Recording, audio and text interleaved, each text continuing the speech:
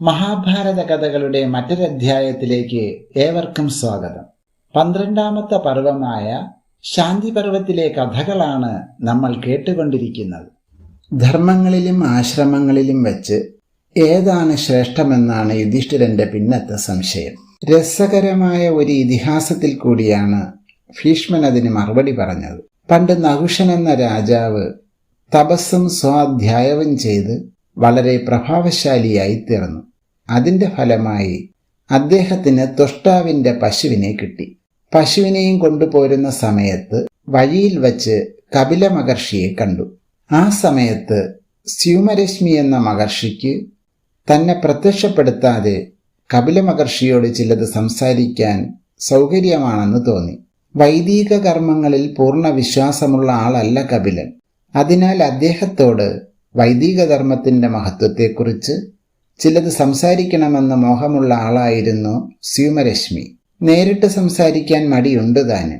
നഹുഷന്റെ പശുവിൽ മറഞ്ഞു നിന്ന് സംസാരിക്കാൻ പറ്റിയ സന്ദർഭമാണെന്ന് കരുതി അദ്ദേഹം യോഗശക്തി കൊണ്ട് നഹുഷന്റെ പശുവിൽ പ്രവേശിച്ചു. കപില മഹർഷിയുടെ മുന്നിലെത്തിയപ്പോൾ പശു അദ്ദേഹത്തെ വന്ദിച്ച് വേദങ്ങളെയും വേദോക്ത ധർമ്മങ്ങളെയും പുകഴ്ത്തുകയും വൈദിക ധർമ്മത്തെ വിശ്വസിക്കാത്തത് പാഖണ്ഡതയാണെന്ന് പറയുകയും ചെയ്തു. ഏതോ മഹാത്മാവ് പശുവിൽ മറഞ്ഞിരുന്ന് തന്നെ ഉപദേശിക്കുകയാണെന്ന് ബോധ്യപ്പെട്ട കപിലദേവൻ അതിന് മറുപടി പറയാൻ തുടങ്ങി. എനിക്ക് വേദങ്ങളിലോ വേദോക്ത ധർമ്മങ്ങളിലോ അവിശ്വാസമില്ല. ഞാൻ വേദങ്ങളെയോ വൈദികന്മാരെയോ നിന്ദിക്കുന്നുമില്ല. എന്നാൽ അന്യോന്യ വൈരുദ്ധ്യങ്ങൾ പലയിടത്തും കാണുകയും അവയ്ക്ക് തക്കതായ സമാധാനം കാണാതിരിക്കുകയും ചെയ്യുന്നത് കൊണ്ട് ഞാൻ അവയെ ആദരിക്കുകയോ ആചരിക്കുകയോ ചെയ്യുന്നില്ല എന്ന് മാത്രമേ ഉള്ളൂ. എന്താണ് ഇത്ര വലിയ വൈരുദ്ധ്യമെന്നാണെങ്കിൽ പറയാം. ബ്രഹ്മചര്യാദി 4 ആശ്രമങ്ങളെ പ്രത്യേകം വിധിച്ചിട്ടുണ്ട്. പ്രസ്തുത 4 ആശ്രമങ്ങൾ 4 ആൾക്കുള്ളതല്ല, ഒരാൾക്കുള്ളതാണ്. 4ന്റെയും ധർമ്മങ്ങൾ വ്യത്യസ്തങ്ങളാണ് താനും. വ്യത്യസ്ത ധർമ്മങ്ങളോടുകൂടിയ പ്രസ്തുത 4 ആശ്രമങ്ങളും ഒരേ ലക്ഷ്യത്തിനു വേണ്ടിയുള്ളതാണെന്നാണ് അതിലും വിചിത്രമായിരിക്കുന്നത്. ബ്രഹ്മചര്യാദി 4 ആശ്രമങ്ങളിൽ ഓരോന്നിന്റെയും ലക്ഷ്യം മോക്ഷമാണെന്ന് പറയുന്നു. അങ്ങനെയാണെങ്കിൽ എന്തിനാണ് 4 ആശ്രമങ്ങൾ? വിഭിന്ന സംസ്കാരമുള്ളവർക്ക് വേണ്ടിയാണ് 4 ആശ്രമങ്ങൾ വിധിക്കപ്പെട്ടിരിക്കുന്നു എന്ന് പറയാൻ വയ്യ. എന്തുകൊണ്ടെന്നാൽ ഒരാൾ തന്നെ 4 ആശ്രമങ്ങളെയും സ്വീകരിക്കുകയും ഉപേക്ഷിക്കുകയും വേണമെന്നാണ് സിദ്ധാന്തം. ആ സ്ഥിതിക്ക് ഓരോരുത്തരെ അപേക്ഷിച്ചും ഓരോ ആശ്രമത്തിന്റെയും വിധിയും നിഷേധവുമുണ്ടെന്നാണ് വരുന്നത്. ഇതെന്തൊരു വിചിത്രമായ ഏർപ്പാടാണ്! ഒന്നിനെ സംബന്ധിച്ച് ഒരാൾക്ക് തന്നെ വിധിയും നിഷേധവും രണ്ടുമുണ്ടായാൽ ഏതിനെയാണ് സ്വീകരിക്കേണ്ടത്? രണ്ടിനെയും സ്വീകരിക്കുന്നു എന്നതല്ലേ ആചാര സമ്പ്രദായം? ബുദ്ധിമാനായ ഒരാൾക്ക് ഇതെങ്ങനെ അംഗീകരിക്കാൻ കഴിയും? ഉപേക്ഷിക്കാൻ വേണ്ടി ഒന്നിനെ ആദ്യം സ്വീകരിക്കണമെന്ന് പറയുന്നത് ബുദ്ധിശൂന്യതയല്ലേ? പിന്നെ കർമ്മം അനിഷേധ്യമാണ്. ആരും കർമ്മത്തെ ഉപേക്ഷിക്കാൻ പാടില്ലെന്ന് പറഞ്ഞു വിധിച്ചിട്ടുമുണ്ട്. എന്നാൽ ജ്ഞാനം കൊണ്ട് മാത്രമേ മുക്തിയുള്ളൂ. അതിനാൽ മുമുക്ഷു സർവകർമ്മങ്ങളെയും ഉപേക്ഷിക്കണമെന്ന് നിഷ്കർഷിച്ചിട്ടുമുണ്ട്. എന്തൊരു വിചിത്രമാണിതെല്ലാം! ഏറ്റവും വിചിത്രമായ മറ്റൊരു സംഗതി, ഒന്നിനെ സ്വീകരിക്കുകയും ഉപേക്ഷിക്കുകയും രണ്ടും ചെയ്യുന്നത് മോക്ഷമാകുന്ന ലക്ഷ്യത്തിന് വേണ്ടിയാണെന്ന സിദ്ധാന്തമാണ്. എന്തൊരു വിചിത്രമായ സിദ്ധാന്തമാണിത്! ഏതൊരു സമാധാനവുമില്ലാത്ത കടുത്ത വൈരുദ്ധ്യങ്ങളാണിവയെല്ലാം. മന്ദബുദ്ധികൾ ഈ വക കാര്യങ്ങളൊന്നും കാണുന്നില്ല. എന്നാൽ വിചാരശീലന്മാർക്ക് ഇങ്ങനെയുള്ള വൈരുദ്ധ്യ സിദ്ധാന്തങ്ങളെയൊന്നും അംഗീകരിക്കാൻ വയ്യ. കപിലദേവന്റെ വേദധർമ്മ നിരൂപണത്തെ ശ്രദ്ധാപൂർവം ശ്രവിച്ച സ്യൂമരശ്മി മഹർഷി സാവകാശത്തിൽ അവയ്ക്ക് മറുപടി പറയാൻ തുടങ്ങി. അങ്ങ് പറഞ്ഞതൊക്കെ പരമാർത്ഥമാണ്. എന്നാലും കുറെയൊക്കെ തെറ്റിദ്ധാരണയുടെ ഫലമാണ്. കൂടാതെ വേണ്ടതുപോലെ ഗ്രഹിക്കാത്ത ഒരു കുറവും കുറച്ചൊക്കെയുണ്ട്. കർമ്മത്തെ നിഷേധിച്ചിട്ടുണ്ടെന്നത് പരമാർത്ഥമാണ്. ആചരിക്കുന്നവർക്കല്ലാതെ നിഷേധത്തെ സ്വീകരിക്കാൻ വയ്യല്ലോ. അപ്പോൾ ആദ്യം ആചരണം വേണമെന്ന് നിഷേധത്തിലും സൂചനയുണ്ട്. ഉപേക്ഷിക്കാൻ വേണ്ടി എന്തിനാണ് ഒന്നിനെ സ്വീകരിക്കുന്നതെന്ന് അങ്ങ് ചോദിച്ചുവല്ലോ. സ്വീകരിച്ചാൽ ഉണ്ടാകുന്ന സംസ്കാരം സ്വീകരിക്കാതെയും ആചരിക്കാതെയും എങ്ങനെ കിട്ടും? യാത്ര ചെയ്യാൻ വേണ്ടി വണ്ടിയിൽ കയറാറുണ്ട്. വണ്ടിയിൽ കയറുന്നത് അതിൽ താമസിക്കാനല്ല, ഇറങ്ങാനാണ്. ഇറങ്ങാനാണെങ്കിൽ പിന്നെ എന്തിന് കയറണം? എന്ന് ചോദിക്കും പോലെയാണ് അങ്ങയുടെ ചോദ്യം. കയറാതെ എങ്ങനെ ഇറങ്ങും? വണ്ടിയിൽ കയറിയാൽ സാധിക്കുന്ന ദൂരയാത്ര കയറുകയും ഇറങ്ങുകയും വേണ്ടെന്ന് പറഞ്ഞാൽ എങ്ങനെ സാധിക്കും? അതിനാൽ കർമ്മത്തിന്റെ വിധി നിഷേധങ്ങളിൽ വൈരുദ്ധ്യമില്ല, അവ ആവശ്യമാണ്. പക്ഷെ അധികാര വ്യത്യാസമനുസരിച്ചായിരിക്കുമെന്ന് മാത്രം. പിന്നെ ദിവ്യങ്ങളായ ഫലാനുഭവങ്ങളിൽ ഇച്ഛയുള്ളവർക്ക് ദിവ്യങ്ങളായ കർമ്മങ്ങളെ ആചരിക്കേണ്ടി വരും. കർമ്മത്തിനനുസരിച്ചല്ലേ ഫലം. സ്വർഗകാമോ യജതേ എന്നിങ്ങനെയുള്ള വാക്യങ്ങൾ സൂചിപ്പിക്കുന്നത്. ഫലപ്രലോഭനം കർമാചരണത്തിനുള്ള പ്രചോദനം കൂടിയാണ്. സ്യൂമരശ്മി മഹർഷിയുടെ മറുപടി ഇത്രയും കേട്ട കപിലദേവൻ പറയുകയാണ്, എന്തിനാണിങ്ങനെ ഫലപ്രലോഭനം ചെയ്തും മറ്റും നിർബന്ധപൂർവം കർമ്മം ചെയ്യിക്കുന്നത്? നിസ്തുതികളും നിർനമസ്കന്മാരുമായ യതികൾ മുക്തരാകുന്നില്ലേ? മുക്തിയല്ലേ പരമമായ ലക്ഷ്യം? അതാവട്ടെ ഒരു കർമ്മത്തിൻ്റെയും ഫലമല്ല താനും. പിന്നെ എന്തിനാണ് ആവശ്യമില്ലാതെ ഇഷ്ടമില്ലാത്തവരെ കൊണ്ടുകൂടി കർമ്മം ചെയ്യിക്കുന്നത്?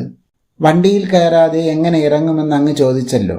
വണ്ടിയിൽ കയറുകയും ഇറങ്ങുകയും ചെയ്യേണ്ടത് മറ്റൊരിടത്തേക്ക് പോകണമെന്നുള്ളവർക്കല്ലേ. മുമുക്ഷുവിന് എവിടെയാണ് പോകേണ്ടത്? അദ്വൈതജ്ഞാനമുണ്ടാകുമ്പോൾ മുക്തി വിദൂരത്തല്ലെന്ന് ബോധ്യമാവില്ലേ? അതുണ്ടാക്കാനല്ലേ പ്രചോദനം ചെയ്യേണ്ടത്? അല്ലെങ്കിൽ എത്ര കർമ്മം ചെയ്താലും അദ്വൈതമായ ജ്ഞാനം കൊണ്ടല്ലാതെ എങ്ങനെ മുക്തനാകും? സ്യൂമരശ്മി മറുപടി പറയുകയാണ്, അനേകവിധ ഭേദബുദ്ധികളോടുകൂടിയ ഗൃഹസ്ഥന് അഭേദജ്ഞാനമുണ്ടാകാൻ വയ്യ. എത്രയൊക്കെ ഉപദേശിച്ചാലും പ്രചോദിപ്പിച്ചാലും ത്യാഗം, വൈരാഗ്യം, അഭേദജ്ഞാനം തുടങ്ങിയവയൊന്നും ഗൃഹസ്ഥനുണ്ടാവാൻ വയ്യ. വിഷയവാസനകളാണ് അതിന് കാരണം. നിഷ്കാമരൂപേണ പലതരം കർമ്മങ്ങളെയും ഉപാസനകളെയും ചെയ്യിപ്പിച്ചു വേണം അവരുടെ മനസ്സിന് ശുദ്ധിയുണ്ടാക്കാൻ. മനസ്സിൽ നിന്ന് വിഷയവാസനകൾ നീങ്ങിയല്ലാതെ ത്യാഗവൈരാഗ്യങ്ങളോ മുക്തിയോ ഒന്നും ഉണ്ടാകാൻ പോകുന്നില്ല. അതൊന്നും ഉണ്ടാവാതെ അഭേദജ്ഞാനത്തിനുള്ള അർഹതയും വരാൻ പോകുന്നില്ല. അതിനാൽ ഗൃഹസ്ഥന് കർമ്മവും ഉപാസനയും അനിവാര്യങ്ങളാണ്. ഗൃഹസ്ഥന് വേണ്ടിയാണ് കർമ്മോപാസനകൾ വിധിച്ചിരിക്കുന്നത്. കർമ്മയോഗവും അഗ്നി ഉപാസനവും ചെയ്യാതെ അനേകവിധ സംസാരബന്ധനങ്ങളിൽ കുടുങ്ങി വലഞ്ഞുകിടക്കുന്ന വാസനാനിബിഡമായ മനസ്സോടുകൂടിയ ഗൃഹസ്ഥൻ ഒരിക്കലും മുക്തനാകാൻ പോകുന്നില്ല എന്നാണ് ശ്രുതി അഭിപ്രായം. അതിലൽപ്പം പോലും അപാകതയില്ല താനും. സ്യൂമരശ്മി മഹർഷിയുടെ വാക്കുകളെ കേട്ട കപിലദേവൻ അതിന് മറുപടി പറഞ്ഞു, വേദങ്ങൾ പരമപ്രമാണങ്ങളാണ്. എനിക്കതിൽ ആക്ഷേപമില്ല. ശബ്ദബ്രഹ്മമെന്നാണ് വേദത്തെ വിശേഷിപ്പിക്കുന്നത്. ഞാനതിനെ സർവദാ മാനിക്കുന്നു. എന്നാൽ എൻ്റെ സംശയങ്ങൾ അത്രമാത്രം കൊണ്ട് തീരുന്നില്ല. ഗൃഹസ്ഥന് അഭേദജ്ഞാനമുണ്ടാവാൻ വയ്യെന്നങ്ങ് പറഞ്ഞുവല്ലോ, അത് ശരിയാണ്. എന്നാൽ ആരും ഗൃഹസ്ഥനായി ജനിക്കുന്നില്ല. മനുഷ്യമാത്രനായി ജനിച്ചവനെ ഗൃഹസ്ഥനാക്കി തീർക്കുന്നത് വേദവിധിയാണ്. പിന്നെ ആ ഗൃഹസ്ഥന് ജ്ഞാനത്തിന് അർഹതയില്ലെന്ന് പറയുന്നതിൽ എന്താണ് അർത്ഥം? ജ്ഞാനത്തിന് അർഹതയുണ്ടാവാൻ വേണ്ട സംസ്കാരം ആദ്യം തന്നെ കൊടുത്താൽ പോരെ? അങ്ങനെ ചെയ്യാതെ ആദ്യം ബ്രഹ്മചാരിയാക്കി ഒരുപാട് കർമ്മോപാസന സമ്പ്രദായങ്ങളെയൊക്കെ പഠിപ്പിച്ച് പിന്നീട് ഗൃഹസ്ഥനാക്കി, പിന്നെ ഗൃഹസ്ഥനാക്കി പഠിപ്പിച്ച് കർമ്മങ്ങളെയും ഉപാസനകളെയും അനേകമാവർത്തി പ്രവർത്തിപ്പിക്കുന്നത് എന്തിനാണ്? അതിനിടയിൽ ഗൃഹസ്ഥന് ഇതുവരെ ഇല്ലാതിരുന്ന ഗ്രഹകുടുംബ ഭാര്യാപുത്രാദി അനേക സംസാര ബന്ധങ്ങളെ ഉണ്ടാക്കി തീർക്കും. അവയിൽ മിഥ്യാബുദ്ധി ജനിക്കാതെ ജ്ഞാനമൊട്ട് കൊടുക്കുകയുമില്ല. അതിനാൽ വേദവിധിയാണെന്നും പറഞ്ഞ് വെറുതെ കയറിപ്പിടിച്ച ഗൃഹസ്ഥ കുടുക്കിൽ നിന്ന് രക്ഷപ്പെടാൻ കഴിയാതെ വിഷമിച്ചു തന്നെ ആയുസ് അവസാനിക്കുന്നു. അഥവാ ഏതെങ്കിലും ഒരാൾക്ക് തന്റെ വിവേകം കൊണ്ട് അതിൽ നിന്ന് രക്ഷപ്പെടാൻ കഴിഞ്ഞാൽ പിന്നെ കുറെ കാലം വാനപ്രസ്ഥവും കഴിഞ്ഞ് അവസാനം സന്യസിച്ചിട്ടാണ് ജ്ഞാനസമ്പാദന. അതുവരെ ഓരോരുത്തരും ജീവിക്കുമെന്നും ജ്ഞാനസമ്പാദനം ചെയ്ത് ജീവൻ മുക്തനാവുന്നത് വരെ ആയുസ്സുണ്ടാവുമെന്നുള്ളതിന് എന്താണ് പ്രമാണം? ഇതിനിടയിൽ മരിക്കുന്നവരൊക്കെ മുക്തിക്കുള്ള പ്രയത്നത്തിനൊരുങ്ങുക പോലും ചെയ്യാതെയല്ലേ ആയുസ് അവസാനിപ്പിക്കുന്നത്? അങ്ങനെയുള്ളവർക്ക് ജീവിതം കൊണ്ട് എന്ത് സാധിച്ചു? ശ്രുതി നിർദ്ദേശങ്ങളെ ആചരിക്കൽ മാത്രമാണോ ജീവിത ലക്ഷ്യം? കൈവല്യപ്രാപ്തിയല്ലേ ജീവിത ലക്ഷ്യം?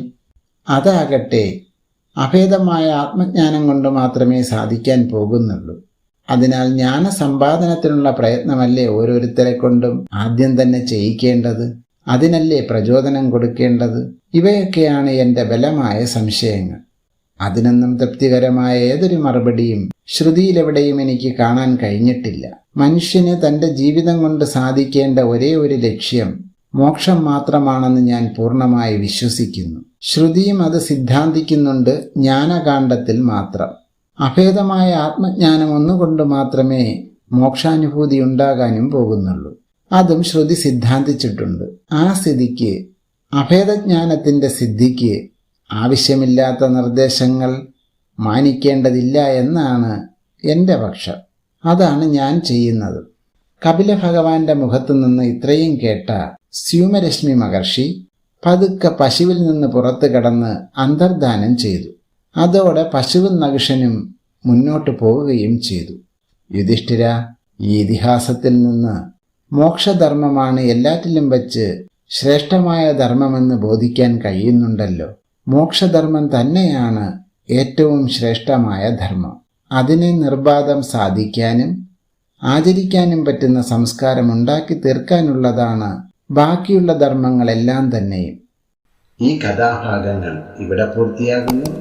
ബാക്കി കഥകൾ അടുത്ത ഭാഗത്തിൽ കേൾക്കാം. നന്ദി.